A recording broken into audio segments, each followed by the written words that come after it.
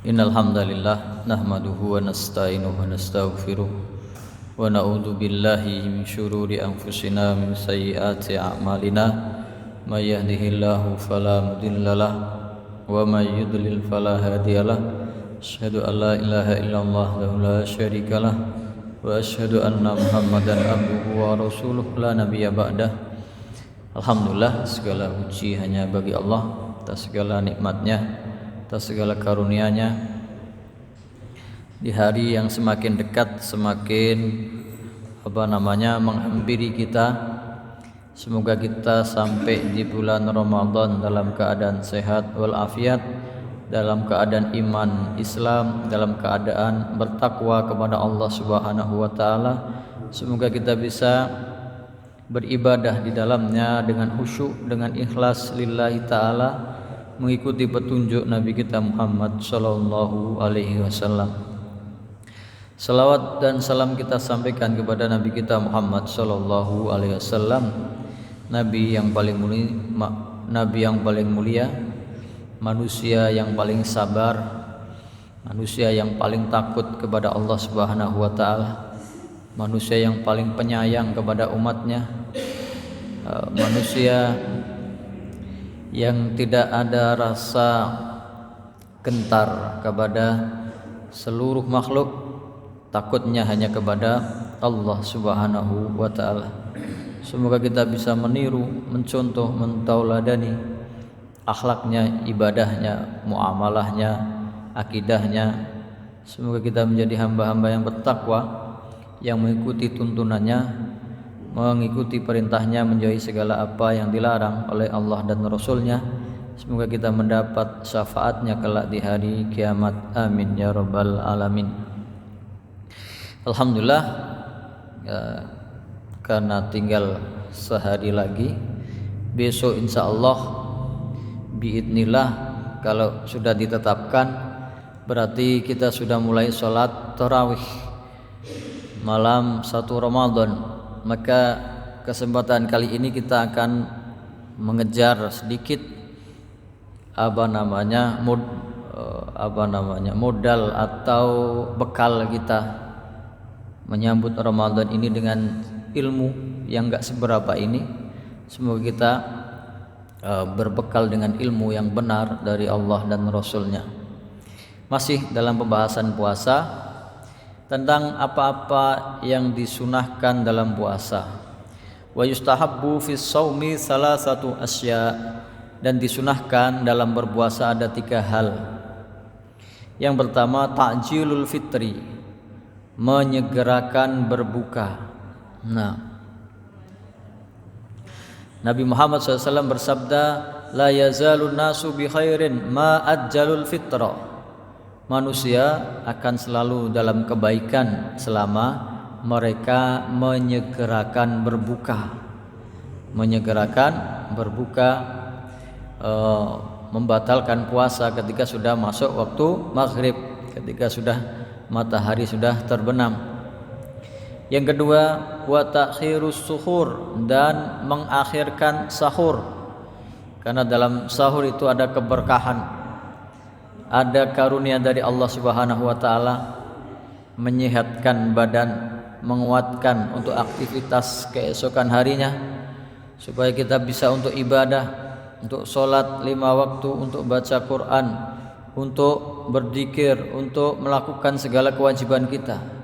Demikian juga urusan dunia, sehingga kita masih bisa bekerja, masih bisa berusaha, masih bisa mencari nafkah, yang masih belajar masih bisa belajar.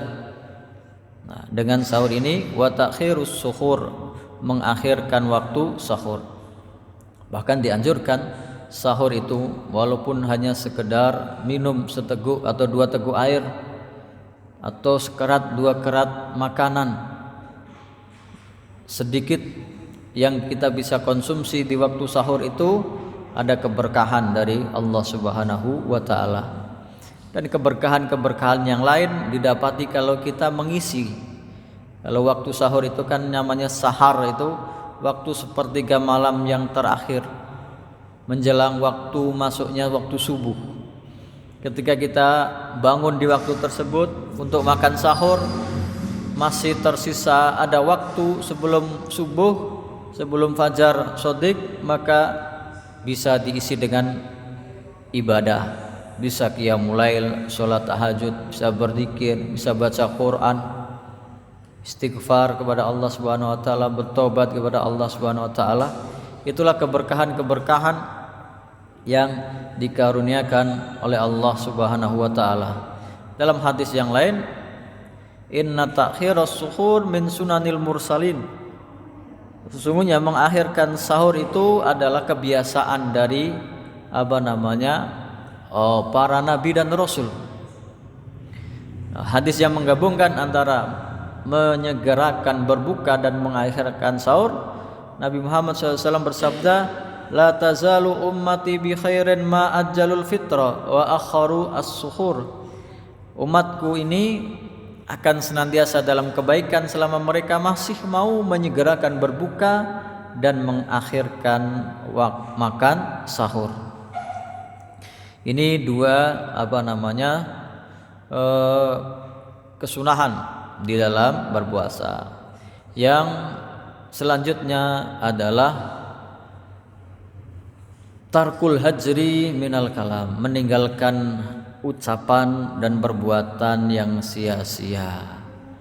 Inilah kualitas puasa kita diisi di sini, supaya puasa kita tidak hanya menahan lapar dan haus saja, tidak hanya meninggalkan makan dan minum dan hubungan suami istri yang membatalkan puasa, tapi juga menjaga aktivitas kita, panca indera kita, mata kita jangan sampai melihat hal-hal yang diharamkan, telinga kita dijaga, dikendalikan supaya tidak mendengar hal-hal yang bisa mengganggu emosi kita, bisa menimbulkan perasaan yang tidak enak, bahkan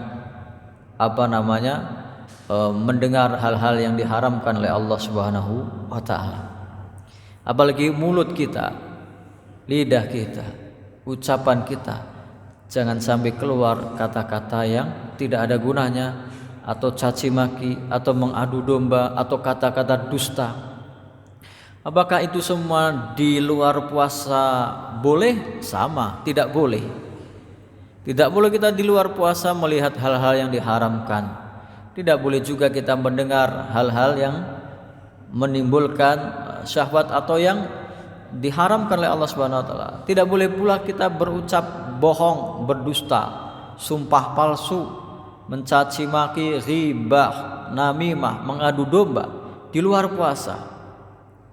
Tapi lebih lagi ketika kita dalam keadaan berpuasa. Maka dalam hadis yang kita kenal, man lam yada qaula zur wal amal bihi wal jahla falaisa lillahi hajatun fi an yada ta'amahu wa syarabah. Barang siapa yang tidak bisa meninggalkan perkataan yang sia-sia, bohong, dusta, namimah, mengadu domba, wal amal bihi, dan perbuatan semacamnya, menyakiti orang lain, mendolimi orang lain, menganiaya orang lain, wal jahla, dan kejahilan, sesuatu yang gak ada gunanya, yang gak ada manfaatnya, yang sia-sia, maka Allah Subhanahu wa taala tidak butuh. Falaisa lillahi hajatun, Allah Subhanahu wa taala tidak butuh orang itu untuk meninggalkan makan dan minumnya. Itu baru menjaga lahiriah, jasmani kita dalam berpuasa. Dan yang lebih lagi, kalau puasa kita itu bisa mengendalikan hati kita dari perasaan ujub, dari perasaan takabur, merasa paling benar sendiri, merasa paling suci, merasa paling pintar, merasa paling dermawan, ujub, takabur, bangga diri, menyombongkan diri, ria, ingin selalu dipuji, ingin populer, ingin terkenal, ingin disanjung-sanjung oleh orang lain, oleh makhluk, dan hasad, dengki, iri hati, sesuatu yang merusak amalan dari dalam diri kita.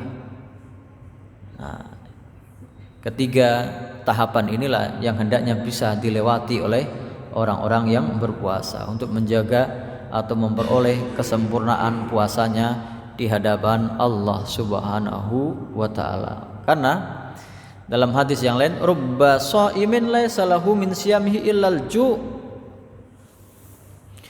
Betapa banyaknya orang yang berpuasa itu enggak dapat apa-apa dari puasanya kecuali hanya lapar. Wa rubba qaimin laisa lahu min qiyamihi illa sahar. Dan betapa banyaknya orang yang qiyamul lail, salat tahajud, enggak dapat apa-apa dari salatnya kecuali hanya begadang.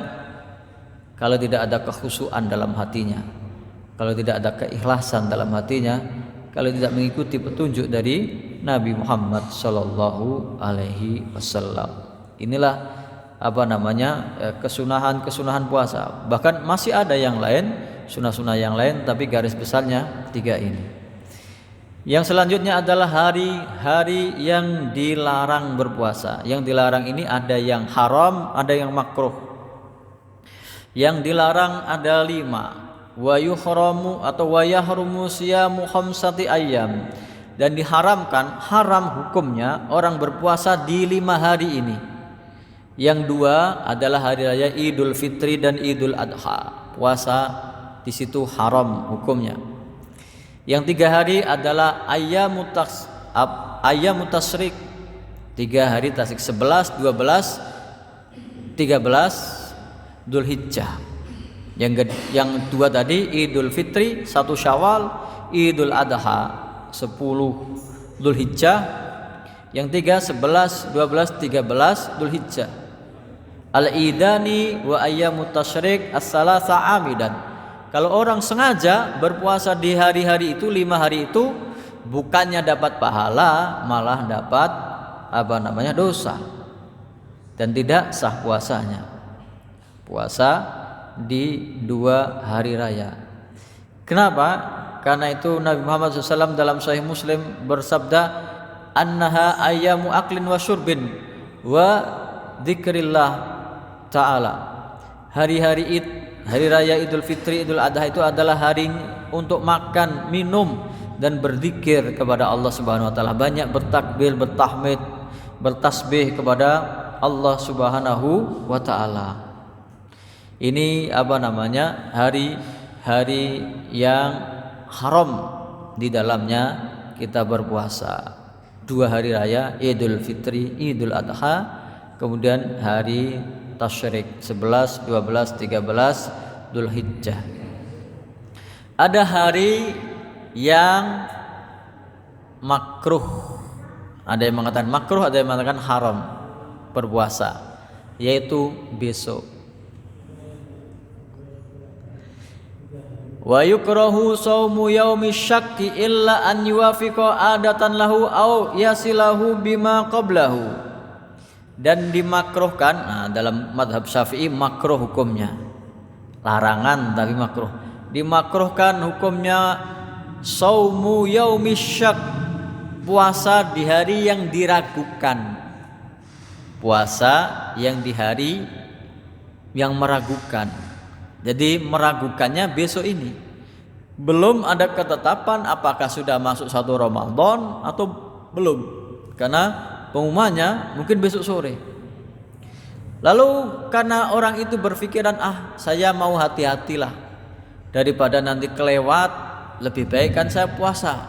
Besok hari Kamis ini puasa, nanti kalau kebetulan besok hari Rabu ini saya puasa, nanti kalau kebetulan Kamisnya 1 Ramadan, sekalian tak lanjut Ramadan. Bukannya dibolehkan, bukannya disunahkan, malah ini makruh hukumnya dalam madhab Syafi'i. Dalam madhab yang lain ada yang mengatakan haram hukumnya berpuasa di hari yang meragukan, belum jelas apakah ini tanggal 1 atau belum. Illa an yuwafiqa adatan lahu, kecuali dia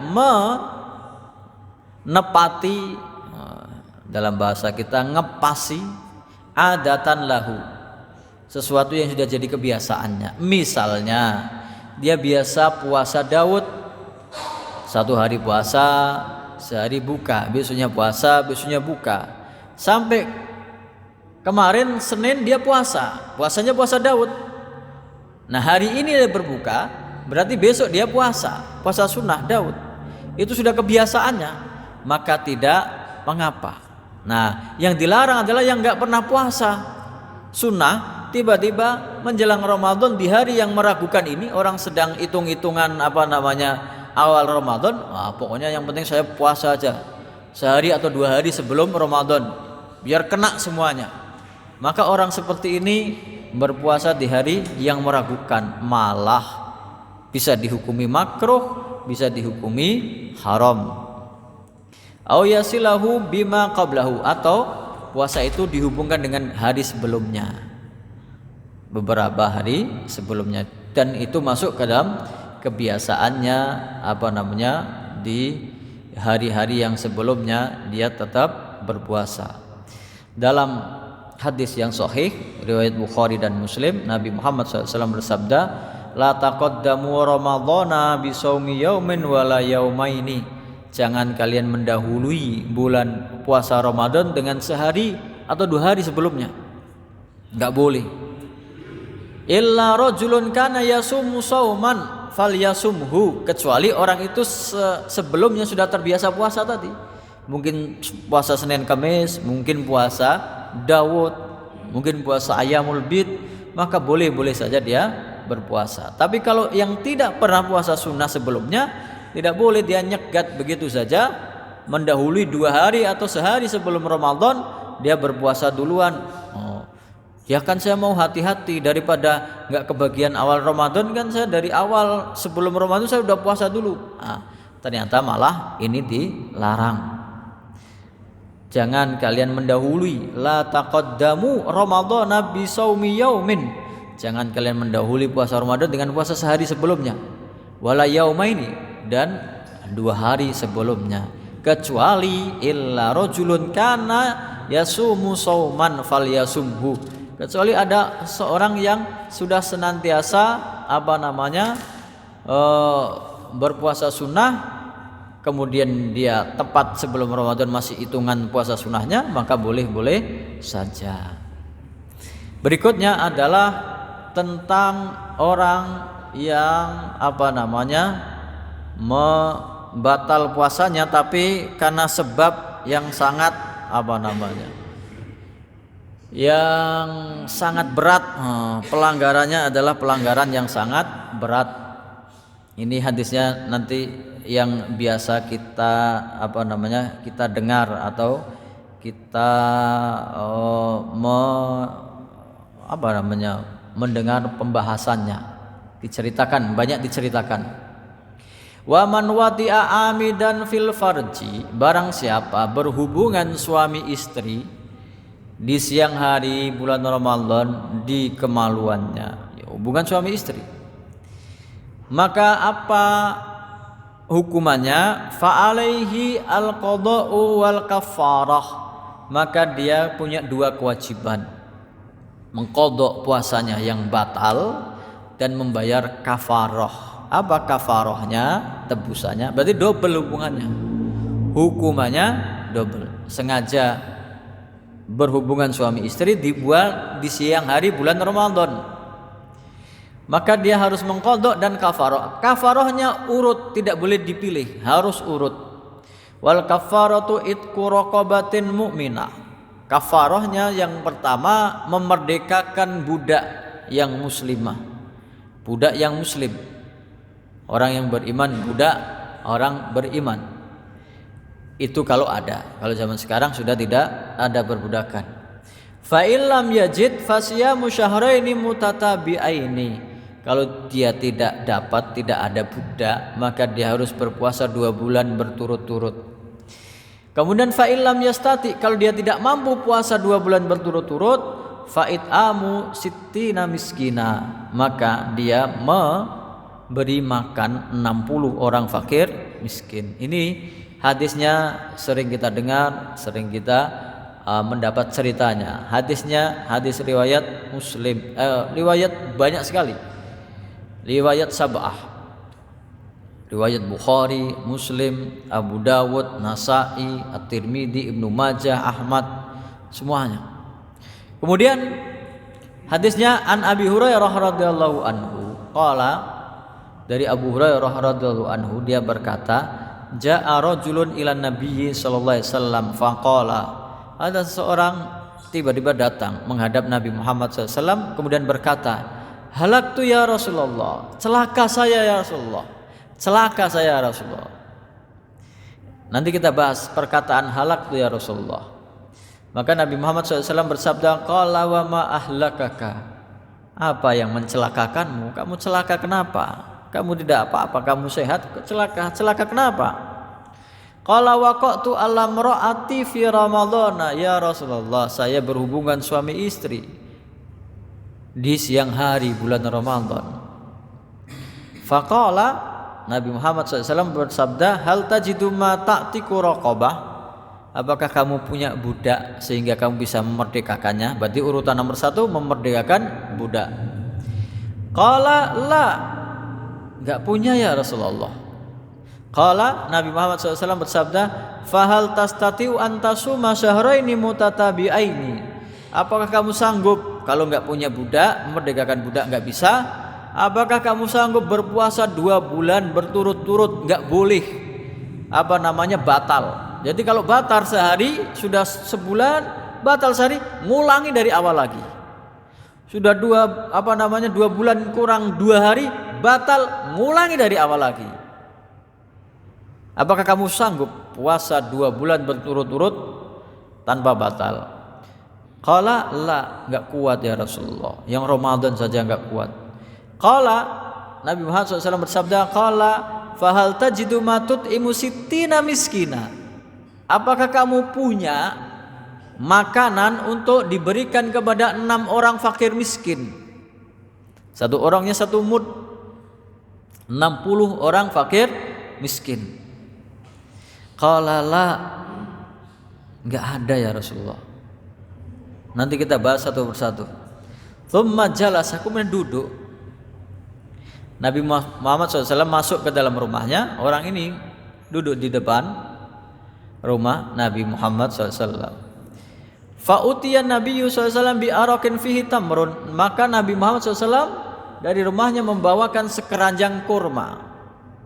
Yang ini cukup untuk memberikan makan kepada 60 fakir miskin. Faqala tasaddaq bihada, sedekahkan kurma ini kepada para tetanggamu yang miskin 60 orang. Faqala, orang itu masih ngeyel ibaratnya. A'ala afqara minna ya Rasulullah, apakah kepada orang yang lebih miskin dari kami? Maka orang itu berkata, fama baina labataiha ahlu baitin ahwaju ilaihi minna. Di kampung saya, berarti orang ini tinggal di ujung Madinah. Di kampung saya Rasulullah, dari ujung lembah sana sampai yang ujung lembah sana, itu yang paling miskin saya, yang paling butuh sedekah saya. Maka Nabi Muhammad SAW, fadhahikan Nabiyyu sallallahu alaihi wasallam hatta badat anyabuhu, maka Nabi Muhammad SAW tertawa, tersenyum sampai terlihat gigi taringnya. Tsumma qala, kemudian Nabi Muhammad SAW bersabda, idhab fat'imhu ahlak, sudah pergilah, ini bawa makanan untuk keluargamu. Kita bahas satu persatu. Hadisnya ini sahih, bahkan periwayatnya rawahus sab'ah tadi, Bukhari, Muslim, Abu Dawud, An-Nasa'i, Tirmidzi, Ibnu Majah, Ahmad. 7 perawi hadis, kitab-kitab hadis utama semua meriwayatkannya. Yang pertama, ja'a rajulun ila nabiyyi sallallahu alaihi wasallam faqala halaktu ya Rasulullah. Orang ini datang dengan tiba-tiba menghadap Nabi Muhammad SAW berkata, celaka saya Rasulullah, celaka saya ya Rasulullah. Berarti kesimpulan pertama, orang itu tahu dan sadar. Orang itu tahu bahwa hubungan suami istri di siang hari bulan Ramadan itu dilarang. Karena dia belum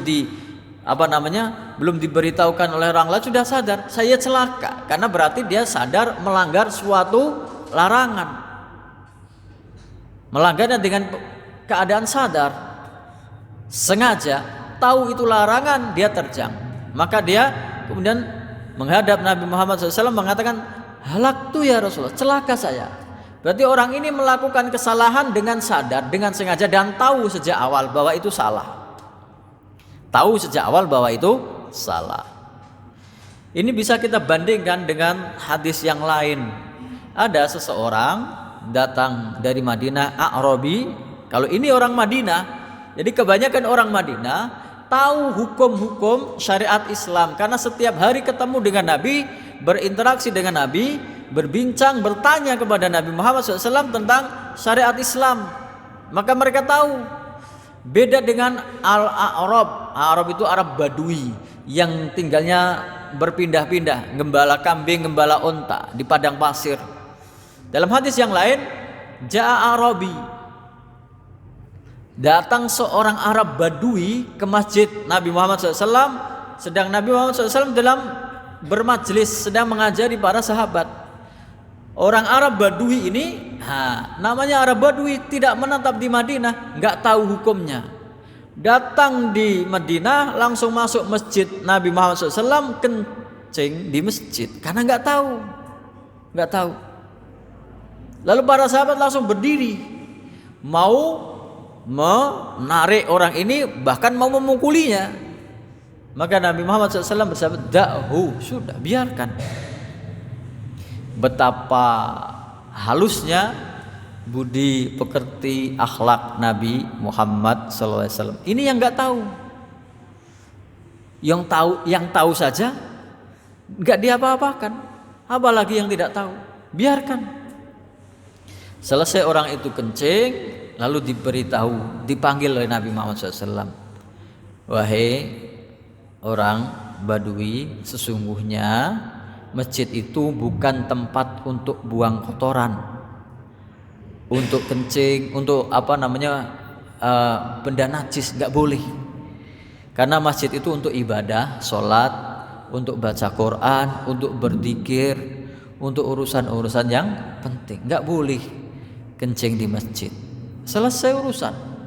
Lalu bagaimana dengan kencingnya? Lalu Nabi Muhammad SAW meminta kepada sahabat, ambilkan seember air, siram ke tempat kencing tersebut. Karena zaman dahulu masjid itu nggak ada temboknya, nggak ada atapnya hanya pelepah kurma. Kencing di masjid ya tinggal diambil seember air, disiramkan ke bekas kencingnya tadi, selesai, hilang najisnya. Daripada orang ini ditarik belum selesai kencingnya, malah kemana-mana, perasaannya juga tersakiti, merasa didolimi, merasa dihinakan, merasa direndahkan, merasa tidak dihormati, maka membuat kecewa. Dengan kelemah lembutannya Nabi Muhammad SAW mencontohkan bagaimana mendidik orang yang belum tahu, bahkan orang yang sudah tahu pun Nabi Muhammad SAW tidak memvonisnya. Gak ada orang berbuat salah langsung divonis kamu kafir, kamu keluar dari Islam, kamu masuk neraka. Enggak. Orang ini, yang tadi orang Badui jelas nggak tahu, dibiarkan. Selesai dulu, baru dinasehati. Kencingnya bagaimana disiram, selesai urusan. Semuanya tenang, semuanya puas, semuanya lega. Sedangkan ini yang tahu dengan sadar dia melakukan kesalahan, berhubungan suami istri di siang hari bulan Ramadan, sudah tahu dia itu salah, maka dia berkata, halaktu ya Rasulullah. Nabi tidak memarahinya, oh kamu sudah tahu itu haram dilakukan, oh kamu masuk neraka, oh kamu dosanya besar. Enggak. Nabi Muhammad SAW hanya bertanya, wa ma ahlakaka, apa yang membuatmu binasa, apa yang membuatmu celaka. Maka orang itu dengan jujur menjawab, waqa'tu alam ro'ati fi ramadhana, saya hubungan suami istri di siang hari bulan Ramadan. Sudah mengaku kesalahannya, ya sudah, sekarang dikasih solusi. Hal tajidu ma ta'tiku raqabah, apakah kamu punya budak untuk bisa dimerdekakan, menebus kesalahanmu? Berarti kalau ini dilakukan, dia memerdekakan budak, kemudian mengqadha puasanya yang batal ini. Puasanya batal sehari, diqadha lalu memerdekakan budak, selesai. Ternyata orang ini enggak punya. Enggak ada ya Rasulullah. Fahal tastati'u antasuma syahraini mutatabi'aini? Apakah kamu sanggup puasa 2 bulan berturut-turut? Ketika yang pertama Nabi Muhammad SAW menanyakan kepada orang itu, apakah kamu punya budak untuk dimerdekakan? Orang ini menjawab tidak. Nabi tidak memarahinya. Kamu enggak punya apa-apa kok malah melanggar aturan, melanggar syariat Islam. Sadar? Tidak. Apakah kamu punya budak untuk dimerdekakan? Enggak punya ya Rasulullah. Lalu fahal tastati'u antasuma syahraini mutatabi'aini? Apakah kamu kuat puasa 2 bulan berturut-turut? Orang ini dengan serta-merta jawab, enggak bisa ya Rasulullah, enggak kuat. Sebulan saja enggak kuat, apalagi 2 bulan. Lalu Nabi tidak memarahinya. Nabi hanya bertanya, fahal tajidu ma tut'imu sittina miskina? Apakah kamu punya makanan yang disedekahkan kepada 60 orang fakir miskin? Lagi-lagi dijawab, tidak ya Rasulullah. Ini kalau bangsanya kita yang dilapori seperti ini, marah-marah. Sudah miskin, nggak punya apa-apa, tahu aturan, melanggar sengaja. Tapi Nabi dengan penuh kelembutan, kasih sayang mengatakan, dibawakan sekeranjang kurma.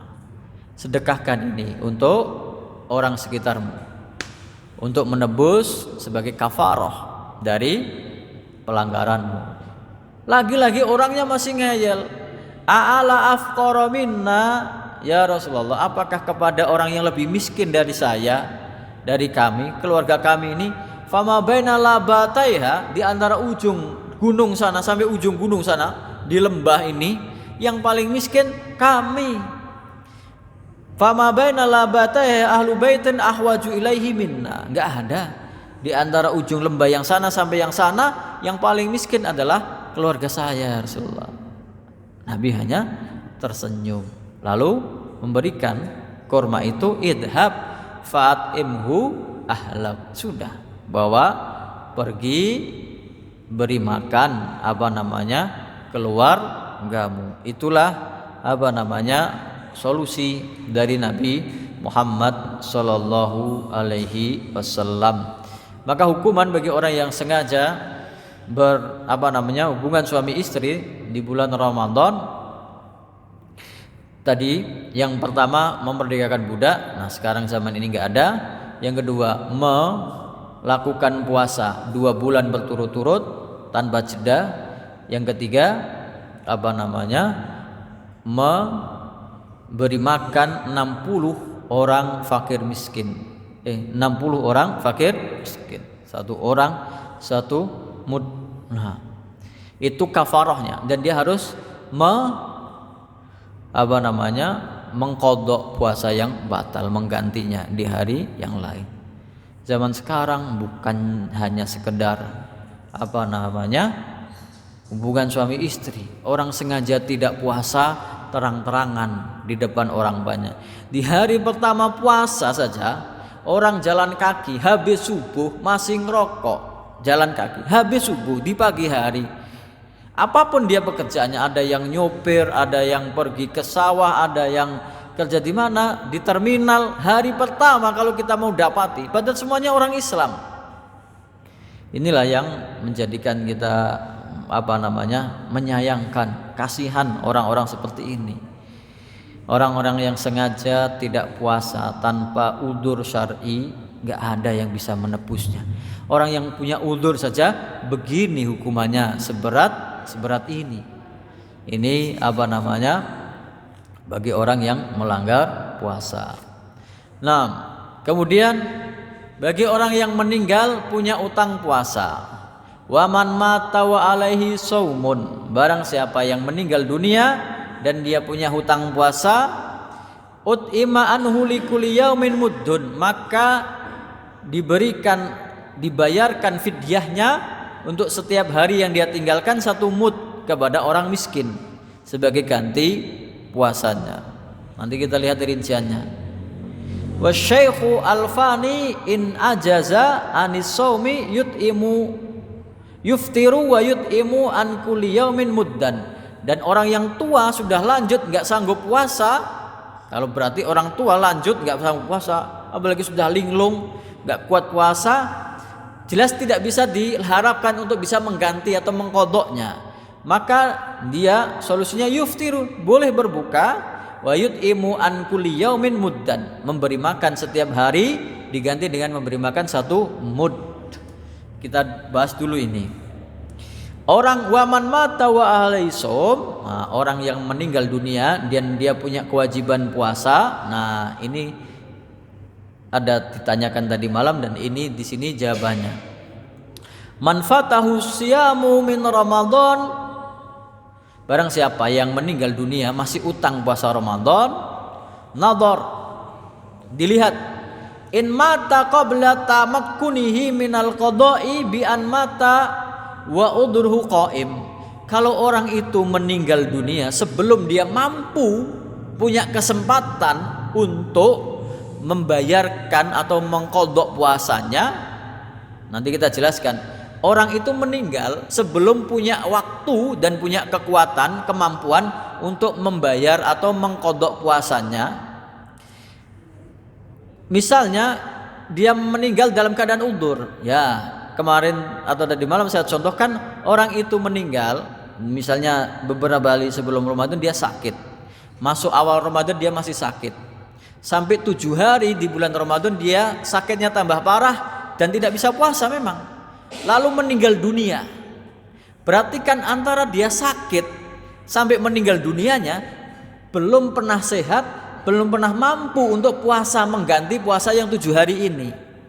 Ini menurut madzhab Syafi'i, kastimraril marad, seperti orang sakit terus menerus langsung meninggal dunia.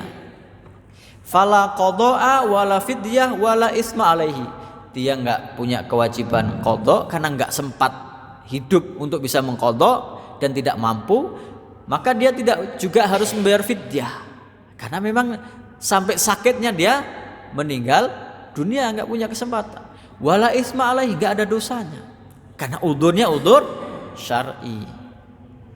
Lalu bagaimana? Nah, kalau orang itu misalnya sehari atau sebelum Ramadan dia sakit, sampai 7 hari Ramadan awal dia sakit, nggak puasa. Tapi sisanya dia puasa, sudah sembuh. Puasa sampai 1 Syawal Idul Fitri. Tapi begitu 1 Syawal Idul Fitri meninggal dunia, sama masih hukumnya dengan yang tadi. Karena setelah Idul Fitri dia nggak sempat hidup lagi, nggak sempat untuk nyaur lagi, maka dia hukumnya sama. Fala qada'a, dia nggak punya kewajiban mengqadha, wala fidyah, tidak usah membayar fidyah, wala isma alaihi, tidak ada dosa baginya. Yang disuruh membayar fidyah adalah dia sudah selesai Ramadan tadi, utang 7 hari ketika dia sakit, sisa harinya dia sehat sampai Syawal, 1 Syawal sembuh, sudah sehat. Lalu selama bulan Syawal dia tidak mengqadha puasanya, padahal dia mampu, punya kesempatan, masih hidup, sehat, punya kekuatan, punya kesempatan untuk mengqadha atau membayar kafarah, tapi dia tidak membayarnya, tidak mengqadhanya. Lalu di bulan berikutnya Dzulqa'dah dia meninggal dunia. Berarti dia punya utang puasa 7 hari dan dia sudah punya kesempatan untuk mengqadhanya, dia tidak mengqadhanya, maka ini hukumnya dia ditebus dengan membayar fidyah setiap hari 1 mud kepada orang fakir miskin, ditebus. Nah, ini dirinci di dalam madzhab Syafi'i. Ini makanya sebelum ketika ada orang meninggal dunia, ini yang diutamakan, ini adalah hak mayit. Bahkan sebelum, ada yang mengatakan sebelum bayar hutang kepada manusia, ini hutang dulu kepada Allah Subhanahu wa taala. Ini yang didahulukan, diambil dari hartanya orang meninggal itu untuk membayar fidyahnya kalau punya harta. Ada yang mengatakan mendahulukan hutang kepada manusia baru hutang kepada Allah Subhanahu wa taala.